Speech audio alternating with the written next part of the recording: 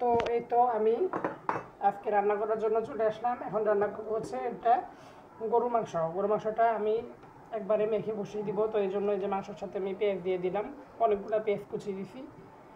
তো দিব হচ্ছে সরিষার তেল, কারণ গরু মাংস আর পোলাও রান্না করলে আমি সরিষার তেলটাই দিই। এটা বিসমিল্লাহ, এটা হচ্ছে আমার শ্বশুরবাড়ি থেকে আনা সরিষার তেল, যেটা আমাদের খেতেই হয়, একদম খাঁটি সরিষার তেল। আর দিচ্ছি হচ্ছে লবণ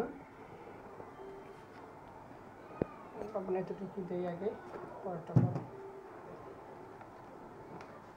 এখানে আদা রসুন দুইটাই একসাথে পেস্ট করাই আছে, আমি একসাথে করে রাখি।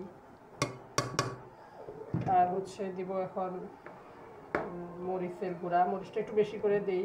মাংস তরকারিতে একটু মরিচ ঝাল না হলে ভালো লাগে না।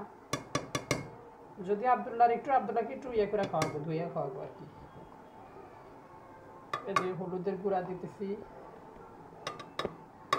আর এটা হচ্ছে, এটা কয়েক রকম মশলা মিলানো, আমার শাশুড়ি বানাই দিছে। এটা এলাচ, দারচিনি, জিরা, অনেক কিছু মিলানো দিয়ে তারপর বানাইছে। এতে এখানে হচ্ছে গোলমরিচ, এলাচ, দারচিনি, এই যে। তারপরে এখন এগুলো সব দেওয়া শেষ।